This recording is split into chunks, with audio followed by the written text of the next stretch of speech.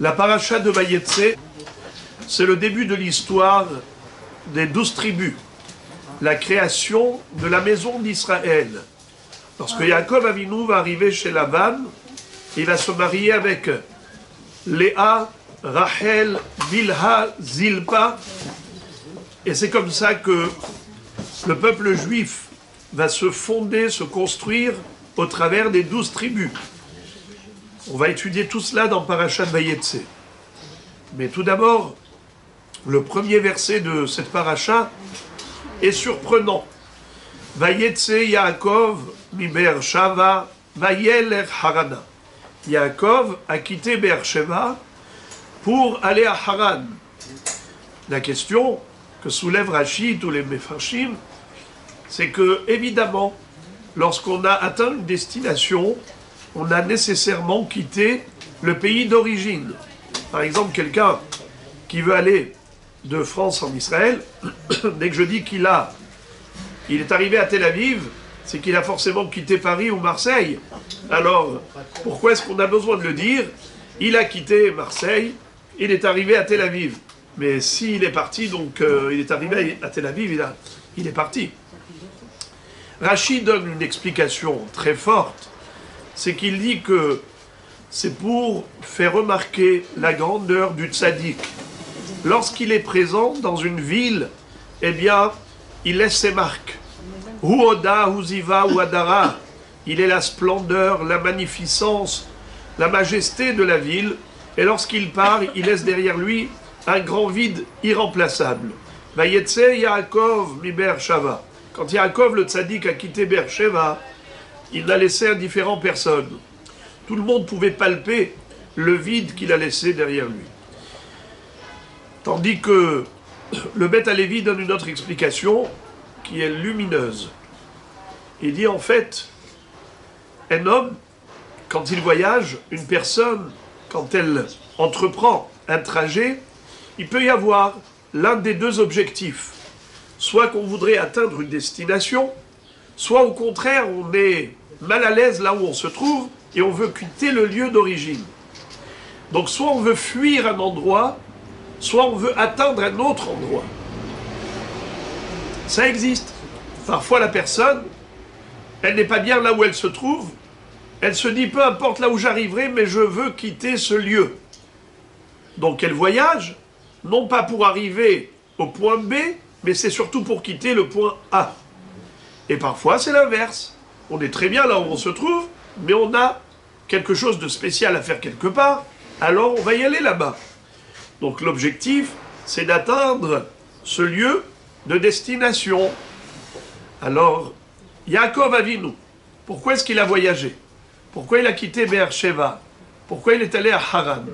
Figurez-vous qu'il a eu l'ordonnance de sa mère et l'ordonnance de son père. Sa mère lui dit, Esav veut te tuer, fuis la maison. Yitzhak, qui n'est pas au courant de cela, il convoque Yaakov, il lui dit, tu vas aller dans la famille de ta mère et tu vas te marier avec l'une des filles de Lavan. Donc qu'est-ce que demande le père? D'aller chez Lavan pour se marier. Qu'est-ce que demande la mère? Quitte la maison. Vayetse Yaakov mi Be'er-Sheva vayelech Harana. Il a quitté Be'er-Sheva, premier objectif. Il est arrivé à Haran, deuxième objectif. Le premier, c'est Kiboud Em. Deuxième, c'est Kiboud Av. Maman lui a dit, quitte Be'er-Sheva. Vayetse Yaakov mi Be'er-Sheva. Papa lui a dit, va à Haran pour te marier. Vayelech Harana. Donc ce n'est pas une redondance, ce n'est pas un pléonasme. C'est que c'est précis. La Torah nous a écrit que Yaakov Avinu, quand il a entrepris ce voyage, c'était pour atteindre les deux objectifs. Faire honneur à papa et à maman. Donc, Vayetse Yaakov mi Be'er-Sheva vayelech Haran. Il est arrivé à Haran, et voilà qu'il se rend compte qu'il a traversé le mont Moria. Il a dit, comment est-ce possible que je suis passé par ce lieu saint dans lequel mes ancêtres ont prié. C'est là que Abraham et Yitzhak ont opéré ce grand exploit qui s'appelle Akedat Yitzhak. C'était sur le Har HaMoriah, sur le mont du Temple. Moi, je suis passé par là. Je n'ai pas fait comme mon grand-père Abraham, qui a instauré la prière de Shacharit. Abraham, Tiken, Shacharit. Yitzhak, Tiken, Mincha. D'où on apprend de quel pasouk Vayashkem Avraham Baboker. Pour Avraham, Shacharit. Yitzhak, Vayetse Yitzhak la Souach Basadeh le'et Erev. Yitzhak est parti et penché son cœur en soirée pour faire Mincha. Donc il a institué la prière de Mincha. Yaakov Avinu, arrivant à Haran,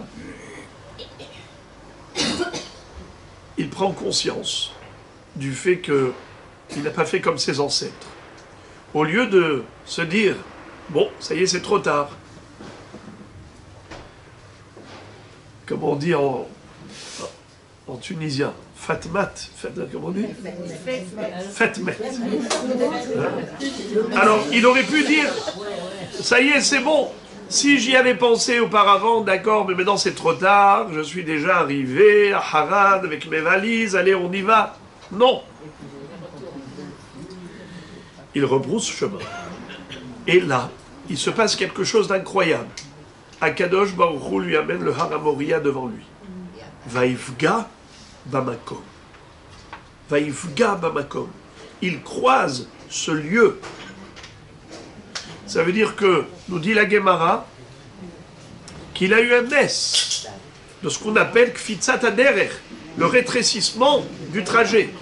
Alors la Gemara pose une question, elle dit, pourquoi est-ce que Akadosh Baruch Hu avait besoin de faire ce miracle et de ramener Har HaMoriah au pied de Yaakov Avinu pour qu'il ne se dérange pas, pour tout ce long voyage à nouveau, qu'il puisse facilement atteindre son objectif, le Har HaMoriah.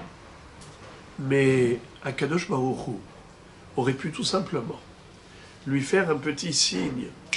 Lorsqu'il est passé la première fois, Baruch Hu lui aurait dit, Yaakov, ton père avait instauré Mincha, ton grand-père Shacharit, et toi maintenant, j'attends de toi Harvit.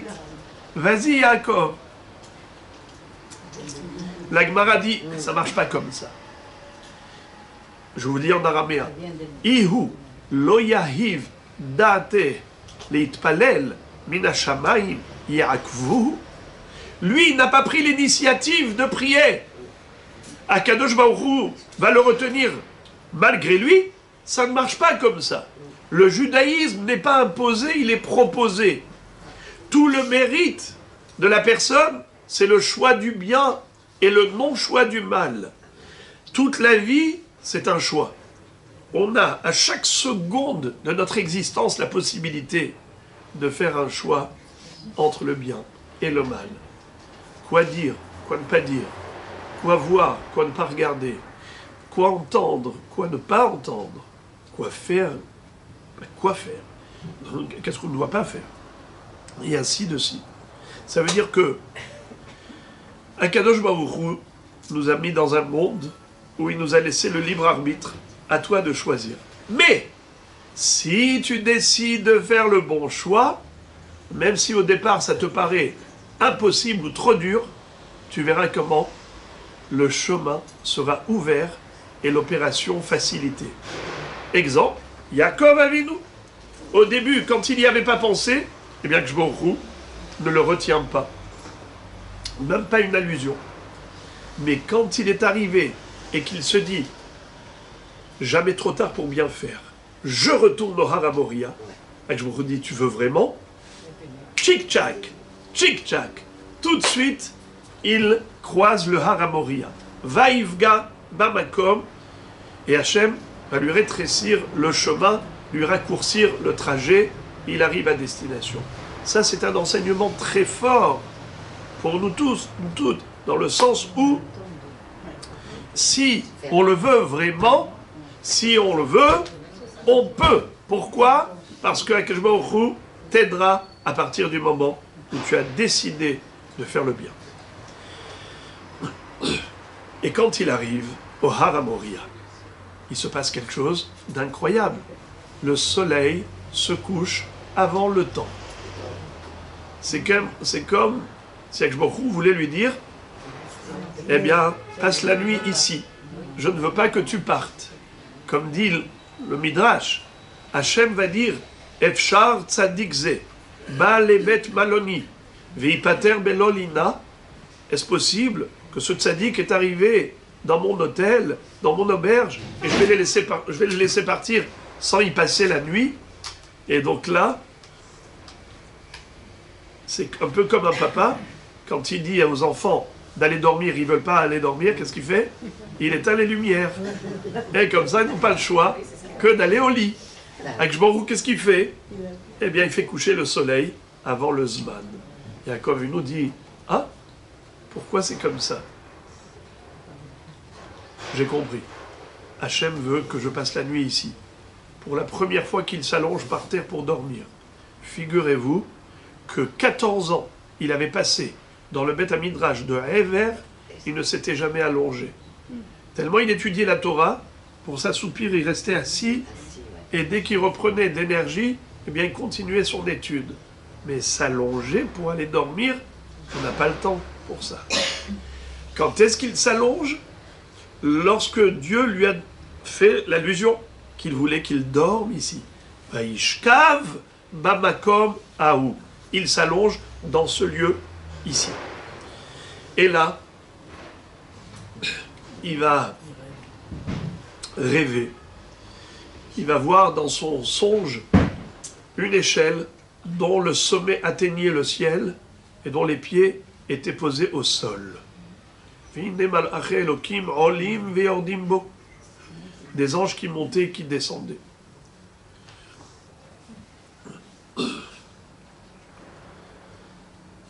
Les anges devraient d'abord descendre d'en haut et ensuite monter là-haut.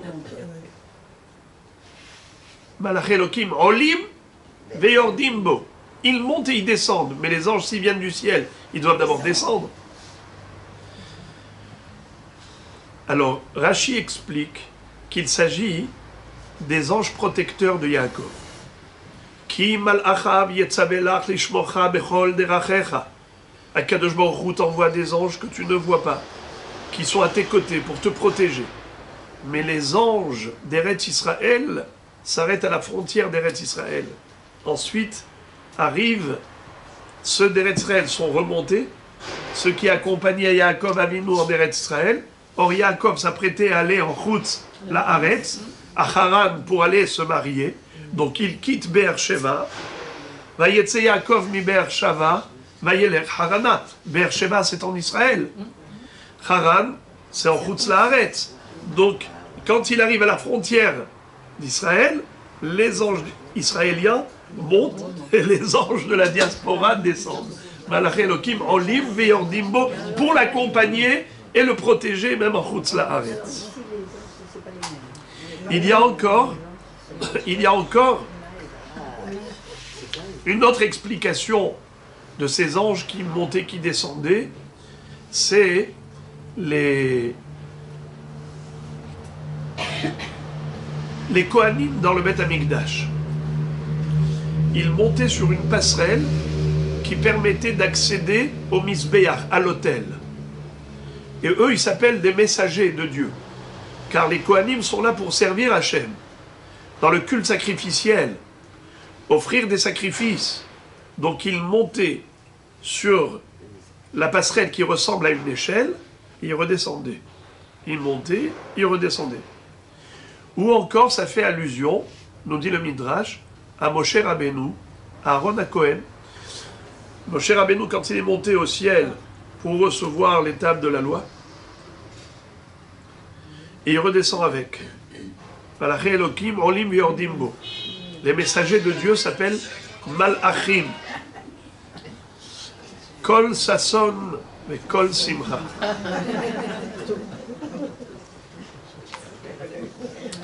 Alors,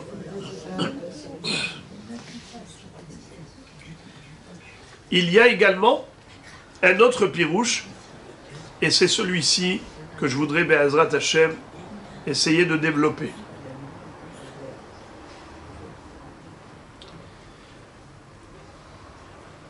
À quel malachim on fait allusion ici, figurez-vous? Les malachim qui étaient venus chez Avraham Avinu. Vous en souvenez? Ils étaient combien? 3. Raphaël, Michaël et Gabriel. Raphaël pour la réfoua de Abraham, le 3e jour après la Brit Mila. Michaël pour annoncer à Sarah qu'elle aura un enfant. Et Gabriel pour détruire Sédom. Très bien. Alors, il y en a un qui est reparti, et la Torah nous dit qu'il n'y a eu que 2 malachim qui sont arrivés à Sédom. Celui qui devait détruire Sédom, et celui qui devait sauver Lot et sa famille de la destruction de Sodome et Gomorrhe. Ces 2 malachim, figurez-vous, quand ils sont arrivés chez Lot, ils vont lui dire Ki mashhitim anachnu et amakom, ki shelachanu Hashem le shahata. Nous allons détruire cette ville, car Dieu nous a envoyés pour cette mission.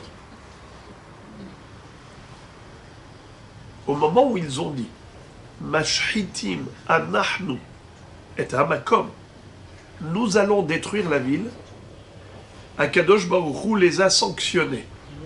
Pourquoi il les a punis? Il les a punis parce que ils se sont attribués cette force, cette puissance, alors qu'un ange, lui, il n'est là que pour s'exécuter, accomplir la mission divine. Il ne prend pas d'initiative.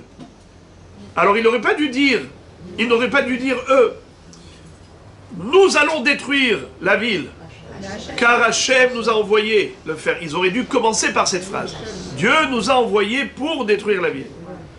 Du fait qu'ils ont laissé l'ombre du doute pendant 1 seconde, comme si c'était eux qui étaient les initiateurs de cette opération, eh bien malheureusement, ils ont mérité 138 ans d'exil. On ne leur a pas permis de retour au ciel. Ils ne sont pas remontés pendant 138 ans. Depuis Abraham Avinu. Comment est-ce qu'on fait le calcul de 138 ans? Venez, on va essayer de faire le calcul. Au moment où ils étaient là, vous vous rappelez?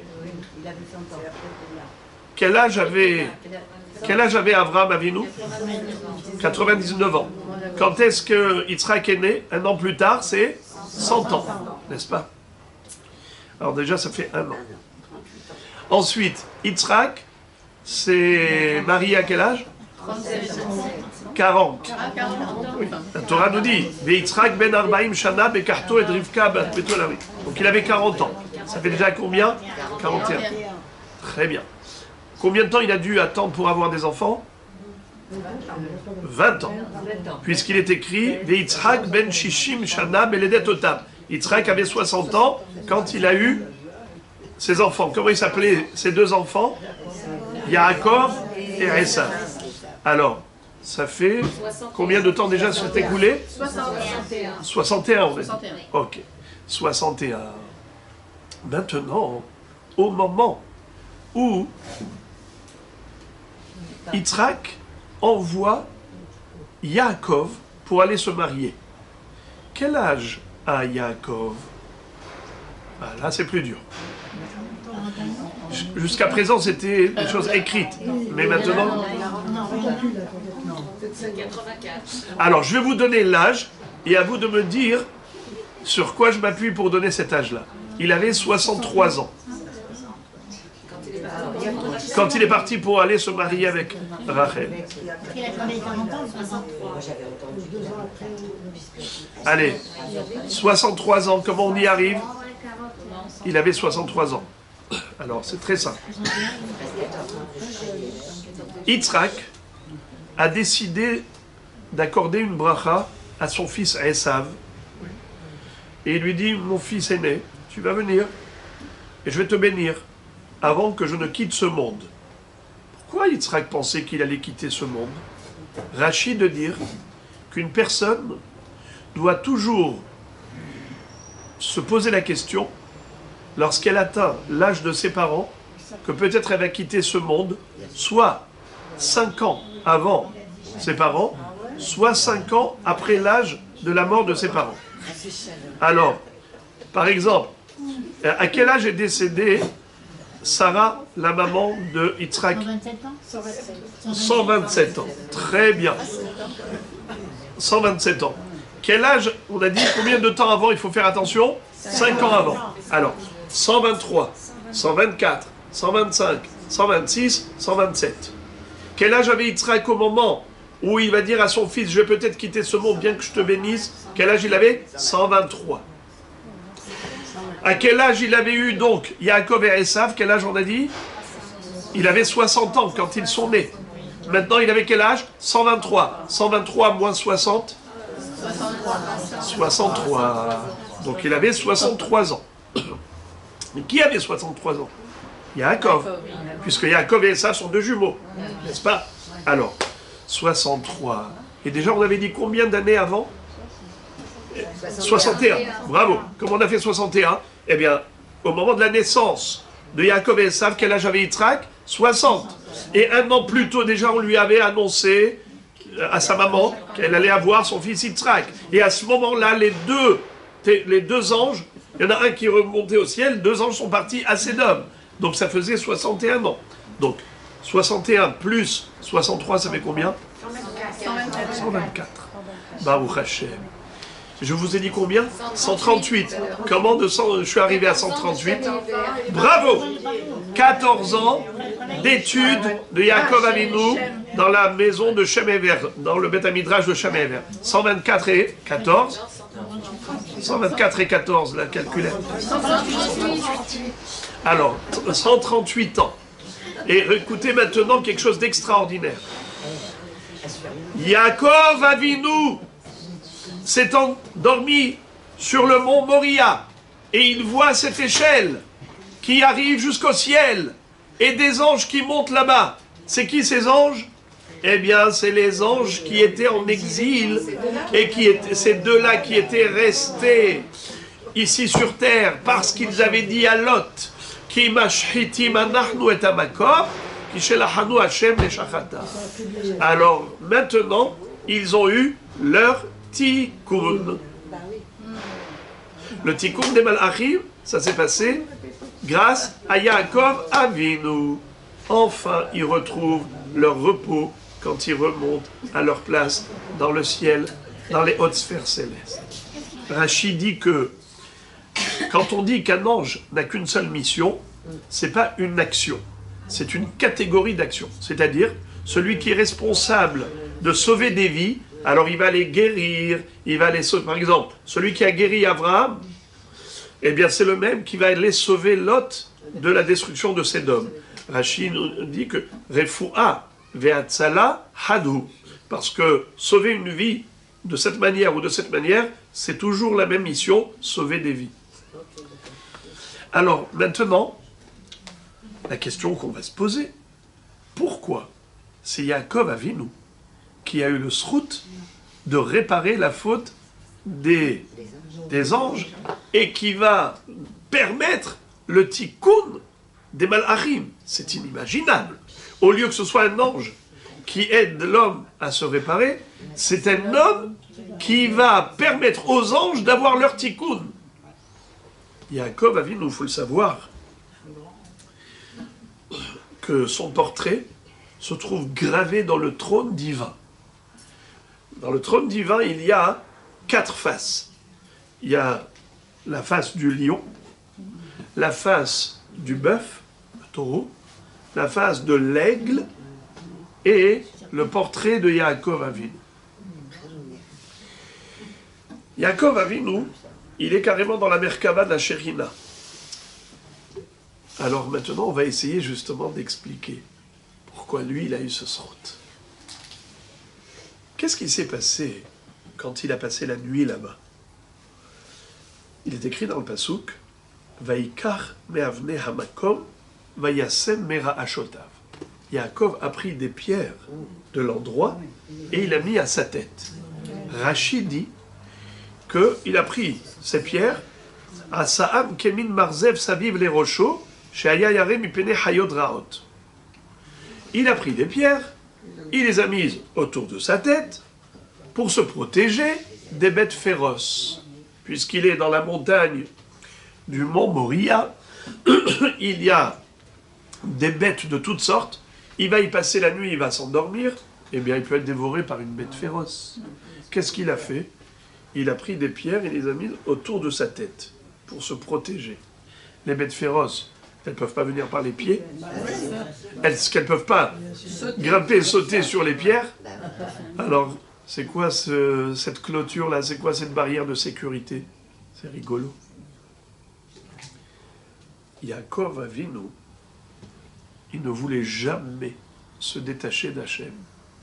Jamais séparer sa pensée de Dieu. Et il voulait toujours se sentir protégé uniquement par Hachem. Seulement, Dieu nous demande de faire le nécessaire dans ce monde terrestre, dans ce monde naturel. On doit aussi agir de manière naturelle. C'est la volonté d'Akadosh Baruch Hu. En somchim ala nes. Dieu ne veut pas qu'on s'appuie sur le miracle. Pourquoi que Baruch Hu, il ne veut pas qu'on s'appuie sur le miracle? Regardez par exemple, le Ramban Nachmanide nous dit que la Teva de Noach, elle a contenu des milliers d'espèces d'animaux et d'oiseaux. Est-ce que vous pensez qu'une Teva, aussi petite, peut contenir autant de milliers, dizaines de milliers de créatures avec toute leur nourriture? C'est juste impossible. Le Ramban dit même si la Teva faisait 10 fois plus grande, elle n'aurait pas pu. Alors c'était quoi? C'est un miracle.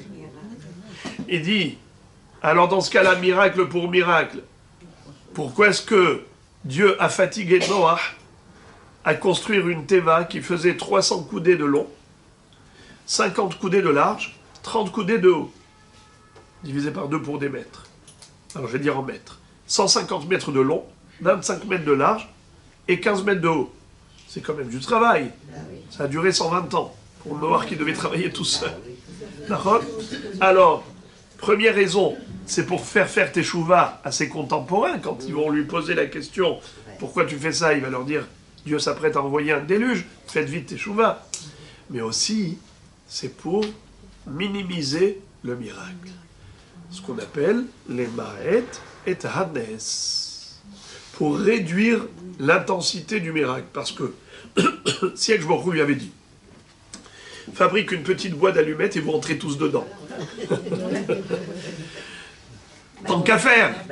Parce que si la Teva, elle est très petite pour pouvoir contenir tout le monde, alors au lieu de faire une si grande Teva, et de toutes les façons c'est un miracle, alors miracle pour miracle, autant ne pas se fatiguer, on fait une petite boîte d'allumettes, et miraculeusement on va tous entrer dedans. Eh bien non, Akadosh Baruch Hu dit, fais un semblant de grande arche. Waouh! Les gens ils vont dire, ah, elle est quand même grande. Mais si tu réfléchis un peu, c'est impossible qu'elle puisse contenir tout ce qu'elle a contenu.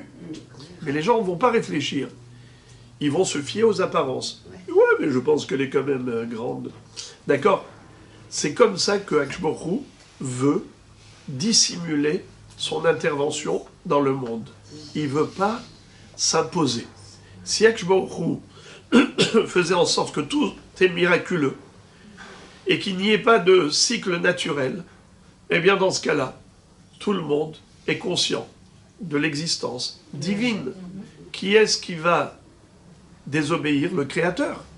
Si on voit qu'il est là, alors on n'a plus besoin de faire un effort pour la Emouna. On n'a plus besoin de faire un effort pour l'accomplissement des mitzvahs de la Torah. Mais c'est évident, si quelqu'un voit que dès qu'il fait une mitzvah, il y a tout de suite une pochette de pièces d'or qui arrive, et dès qu'il fait une Havera, il y a 3 coups de bâton qui lui tombent dessus, eh bien, personne ne ferait de Haverot et tout le monde ferait des mitzvot. Akadosh Baruch Hu, qu'est-ce qu'il fait? Il fait en sorte que le monde semble être régi par des lois de la nature, comme si, chas v'shalom, la nature était indépendante de Dieu. Alors qu'en réalité, comment on dit la nature en hébreu? Hateva. Hateva, en valeur numérique, c'est 86. He, Tet, Bet, Aïn, Ateva, c'est 86. Elohim, le nom de Dieu, c'est 86. Aleph, Lamed, ça veut dire que c'est Akadosh Baruch Hu qui régit les lois de la nature. Mais Hachem veut que ce soit le choix de l'être humain que de croire en Dieu, et non pas imposé à l'homme. Alors, qu'est-ce que fait Yaakov Avinu? Il prend des pierres, il les met autour de sa tête, pour donner l'impression que voilà, il a mis une clôture de protection. C'est pour ça que le matin il s'est levé sain et sauf. Mais dis-moi, ça c'est une protection, ça? Un demi-cercle de pierre, c'est une protection dans une jungle? Eh bien, Yaakov Avinu nous dit, je veux faire le minimum du minimum. Si Akadosh Baruch Hu veut que l'on minimise le miracle, mais je ne veux pas avoir la sensation que si le matin je dis Modéani, si le matin je me réveille, c'est grâce à la grande clôture de pierre. Il aurait pu construire un vrai rempart tout autour. D'accord? Une vraie clôture qui vraiment le protégerait. Non! Parce que le lendemain matin, il va dire « Ah, je me suis réveillé, je suis sain et sauf !» C'est grâce à la clôture. C'est pas Modéani les Fadecha Melech Hay Vekayam. Yaakov tenait à rester en contact permanent avec Hachem, en lien étroit avec lui, et que rien ne le sépare de lui. Il ne voulait pas d'écran entre lui et Hachem. Donc s'il fallait faire quelque chose comme effort naturel, que ce soit un minimum. D'ailleurs, ce même Yaakov Avinu, plus tard quand il arrive à Haran, son futur beau-père Lavan lui dit « Ça fait déjà 1 mois que tu travailles en tant que berger chez moi. Je ne t'ai pas payé. Ça ne se fait pas. Nokva sechacha alay ve'etena. Vas-y, on va aller signer un contrat de travail. Dis-moi quel est le salaire que tu souhaites. » Au lieu de lui dire « Je voudrais 20 000 shekels par mois », qu'est-ce qu'il dit?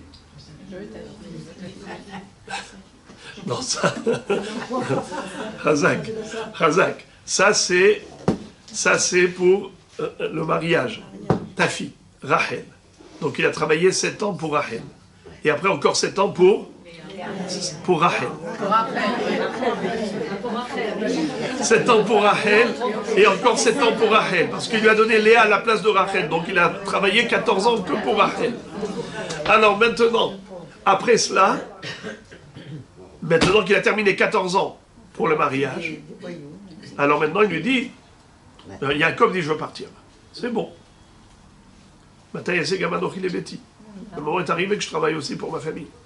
Il a dit non, reste ici, je te paye. Là, qu'est-ce que tu veux? Dis-moi ce que je te paye. Ça y est, mariage c'est bon, maintenant qu'est-ce que tu veux? Alors il lui dit voilà mon salaire. On va y aller tous les deux. On va retirer du troupeau toutes les bêtes qui sont mouchetées, tachetées, avec toutes sortes de couleurs, et on va laisser que les bêtes blanches. Et là, désormais, toutes les bêtes qui vont naître de couleur, tachetées, akoudim, nekoudim, ou vroudim, elles seront pour moi. Ah, alors il lui dit, qu'à cela ne tienne. Ah, c'est superbe. Allons-y. Yaakov n'a que les bêtes blanches. Tout le troupeau qui va naître, ils sont tous de couleur, tachetés, mouchetés, comme pour Yaakov. Lavan, quand il a vu ça, il dit, ça va pas, non? Maintenant, tu prends que les blanches. Ok, que les blanches. Tout ce qui va naître, tout blanc. Elle a dit, mais ça va pas, non? Maintenant, tu prends que les marrons. Toutes les bêtes qui vont naître, marron. Mais Kitsour, il était vraiment marron. Et lui, Lavan, même si du coup le Lavan, alors lui, Lavan, a changé le contrat de travail, les conditions, 100 fois. Ehlif maskurti aseret monim. Aseret monim, c'est asara minyanim. Minyan, c'est 10. Aseret monim, 10 fois minyan, ça fait 100. 10 fois 10. Yaakov Avinu va dire plus tard à Rachel et Léa, sachez que si Dieu ne m'avait pas sauvé des mains de votre père, aujourd'hui, je serais sorti d'ici sans un rond, pas un centime. Vayatzel Elokim et mikne avichem vaiten li. Dieu m'a sauvé des mains de votre père et il m'a donné tout ce troupeau, ce grand troupeau que j'ai aujourd'hui, qui a d'ailleurs suscité la jalousie de Lavan et ses enfants. Pourquoi Yaakov Avinu a fait ça? Pourquoi, quand son beau-père lui demande « Qu'est-ce que tu veux comme salaire? Quel est ton desiderata ?» Pourquoi il n'a pas été clair, net et précis? Eh bien, je veux, par exemple, 20 000 shekels, 30 000 shekels. Mais on signe sur un contrat, c'est clair, net et précis, on ne peut plus revenir là-dessus. Pourquoi dire quelque chose qui est totalement aléatoire? Une fois c'est blanc, une fois c'est marron, une fois c'est... Mais après ça, tu laisses la place aux voyous, justement, comme vous avez si bien dit, de pouvoir ensuite jouer là-dessus. C'est que Yaakov Avinu, fidèle à son approche, c'est de ne jamais s'écarter de Dieu. C'est de rester toujours dans une situation qui l'oblige à lever les yeux vers Hachem. Parce que si il avait quelque chose de fixe, de régulier, de clair, de net et de précis, il aurait dit « c'est grâce à tonton Lavan que je suis nourri, c'est grâce à mon savoir-faire que je réussis ». Eh bien, Yaakov ne voulait pas avoir cette impression que c'est par des forces naturelles qu'il réussit sa vie. Il voulait avoir toujours la sensation qu'il ne sait pas de quoi sera fait le lendemain. Il ne sait pas qu'est-ce qui va naître demain. Ce troupeau blanc, qu'est-ce que ça va donner? Ce troupeau marron, qu'est-ce que ça va donner? Ce troupeau... Comment? On ne peut pas savoir. Peut-être qu'après 6 ans de travail, il n'aura rien du tout. Déjà. En plus, avec Lavan qui lui joue des tours, mais il n'aurait rien du tout. Pourquoi Yaakov se met dans cet état?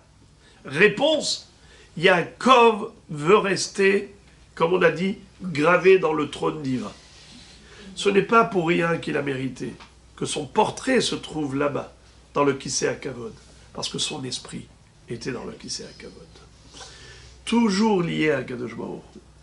D'ailleurs, quand il a été pour se marier, vous savez que Eliphaz lui a tout volé. Le fils de Esav est venu pour le tuer. Yaakov lui dit, tu veux me tuer à moi? Mais toi, Eliphaz, tu as étudié la Torah chez Papi Yitzhak. Tu sais que c'est un sourd de tuer. Il lui dit, oui, mais qu'est-ce que je peux faire? J'ai mon père, Esav, qui me l'a demandé. J'ai la mitzvah de Kibboud Avaim. Il n'y a pas de mitzvah d'écouter ses parents s'ils demandent de faire une avéra. D'ailleurs, Chachamim nous dit, si le père dit à son fils, va faire Chilul Shabbat, eh bien, il n'est pas question de l'écouter. Pourquoi? Ata be'abicha hayabim birvodi. Akadosh Baruch Hu dit, obéis ton père. Mais toi et ton père, vous devez m'obéir. Eh bien, comment se fait-il que Yaakov a pu s'en sortir, puisque Eliphaz voulait le tuer? Il va dire à Eliphaz, écoute, on va trouver un compromis. Toi, tu vas faire ce que ton père t'a demandé, et tu vas pas me tuer. Tu sais comment? Tu vas me dépouiller de tous mes biens. Et on a une règle. Arani Hashuv Kamet. Un pauvre est comparé à un mort. Voilà, tu prends tout ce que j'ai. Tout. Et comme ça, tu pourras dire à ton père, voilà, j'ai tué Yaakov. D'ailleurs, il y a un midrash qui dit qu'il lui a pris même ses habits. Il a laissé nu. Et Yaakov est rentré dans le fleuve. Et quand il était dans le fleuve, il y a eu un cavalier qui est arrivé avec son cheval, il s'est noyé.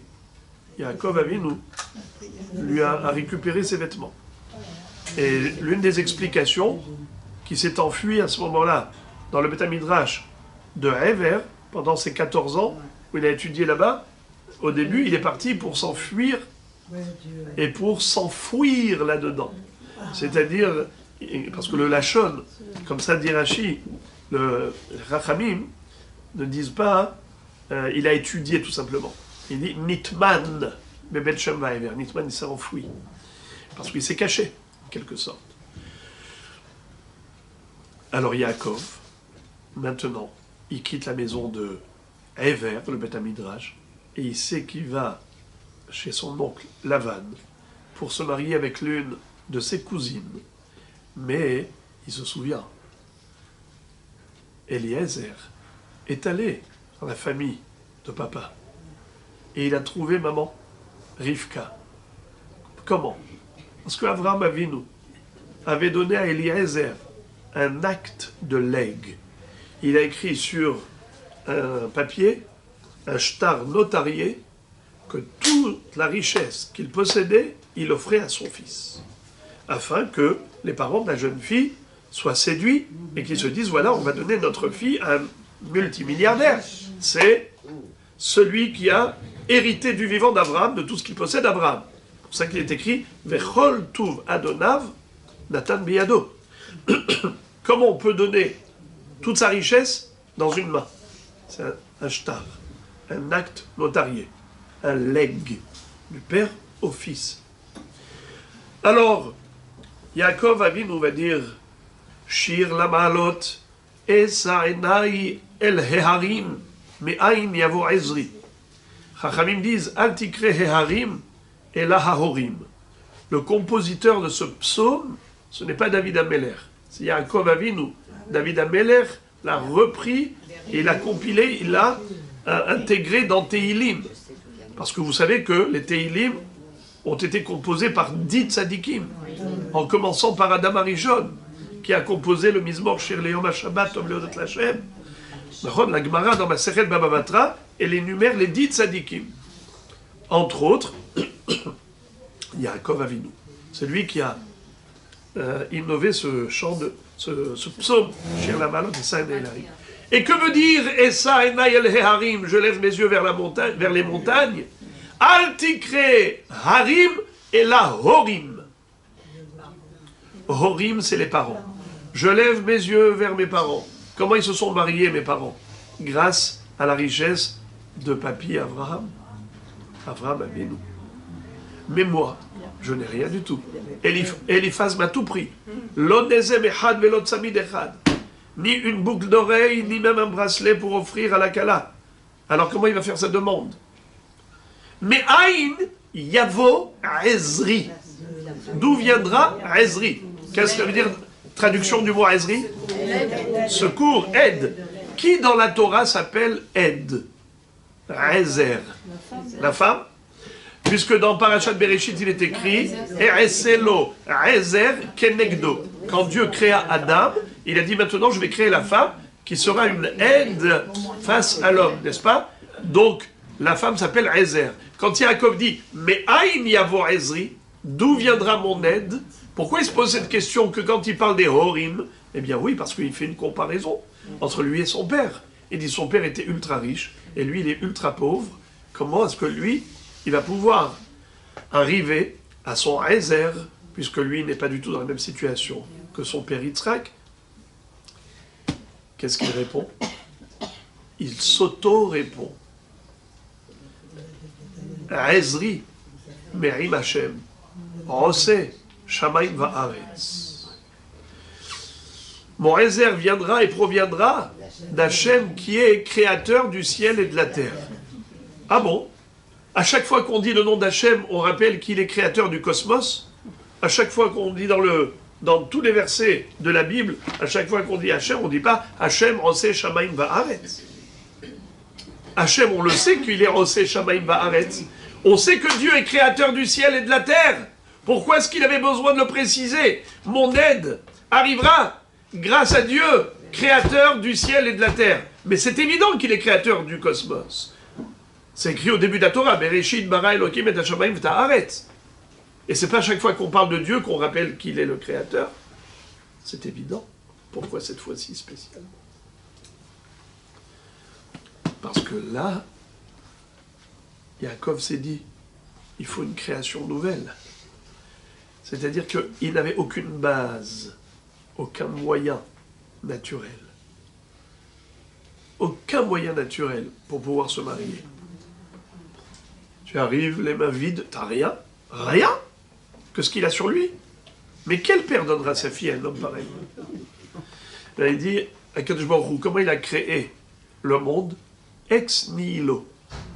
À partir du néant, il a créé l'existant. Il n'y avait rien, il y a tout. Pour Dieu, ce n'est pas un problème. De faire de rien tout. Eh bien, Ezri, Merim Hashem, Ose, Shamaim, Va'aretz. Alors maintenant, on va répondre à la question initiale. On s'était posé la question, pourquoi est-ce que c'est Yaakov Avinu qui a mérité de faire le tikkun des malachim? C'est lui qui a réparé la faute des malachim. C'est bizarre. Eh bien, réponse. Quelle différence entre un ange et un homme? Un ange qui est envoyé du ciel, il est censé faire un kiddush Hashem.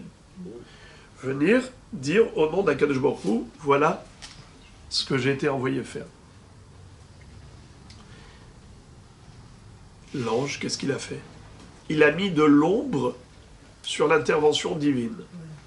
Ils ont dit, Mashhitim anachnu et hamakom. Nous allons détruire l'endroit. Et après, ils se sont rattrapés. Car Dieu nous a envoyés pour le faire. Mais au début, ils ont laissé planer le doute. Donc, un ange qui est censé, en tant qu'être céleste, révéler et dévoiler la main divine, ils ont mis au contraire de l'ombre sur ce qui touche Hachem. Yaakov, c'est le contraire. C'est un homme qui vit sur terre. Et lui dévoile la présence de la Shekhinah dans ce bas monde. Un homme qui va juste mettre un demi-cercle de pierre autour de sa tête plutôt qu'une clôture parfaite. Un homme qui ne va pas fixer les termes du contrat de travail pour s'assurer et se sécuriser. Il le veut également, quand il arrive pour se marier, il ne perd pas espoir. Ça veut dire qu'il est toujours avec Hachem, Oseh, Shamaim, Esa Enai Leharim, Me'ain Yavo Ezri, Ezri Me'im Hachem, Oseh Shamim Baaretz. Un homme de cette qualité, un homme de ce niveau spirituel, d'être toujours en contact avec Akadosh Baruch Hu, mais surtout de le dévoiler, de montrer qu'il est là présent dans tout, et de vivre avec cette sensation, et de vivre dans ces conditions où il est dans un contact permanent avec Akadosh Baruch Hu, eh bien ça, c'est le tikkun des malachim. Ils sont montés sur l'échelle de Yaakov Avinu. Parce que ce que eux ont causé, à savoir assombrir la lumière de l'existence divine, Yaakov lui a donné un nouvel éclat. Au contraire, Yaakov est là pour montrer que Akadosh Baruch Hu est là. Vaïkralo El Elohei Israël, à propos de Yaakov Avinu. Ça veut dire que Dieu s'appelle Elohei Israël. Le premier Israël du monde, c'est qui? Yaakov. Yaakov. C'est lui qui va s'appeler Israël. Oui. Israël, c'est les lettres de Shir El, le chant de Dieu, la gloire divine. Yaakov Avinu véhicule la gloire d'Akadosh Baruch Hu sur terre. Voilà pourquoi il a eu ce srout d'être metaken, même une faute de malachim, tellement il était élevé au-dessus des malachim. Je terminerai en disant que les malachim étaient même jaloux de Yaakov. C'est écrit que pendant son sommeil, quand ils sont montés et ils descendaient, tout de suite après c'est écrit Vehine Hashem nitzav alav. Et voilà, Dieu se tient au-dessus de Yaakov. Pourquoi? Rachid dit les chomro, pour le protéger. Pour le protéger. Vous savez de qui le protéger? Pas seulement des bêtes féroces et ainsi de suite. Même des anges qui étaient jaloux de lui. Ils ont dit, c'est pas possible. On a vu ce portrait quelque part. Ce portrait-là, on l'a vu quelque part. Rolim, Veyordim. Il monte et il voit que le portrait d'Yaakov Avinu, il est là-haut. Quoi, il est supérieur à nous? Il est carrément dans le Kisei HaKavod. Alors là, c'était trop dur pour eux. Ils ont voulu lui faire du mal. Vine Hachem Nitzav Alav. Akadosh Baruch Hu vient pour le protéger, le préserver de tout mal. Alors que nous puissions, nous également, être éclairés de ce bel esprit de Yaakov, Avinu, et que nous soyons toujours protégés par Akadosh Baruch Hu. Amen.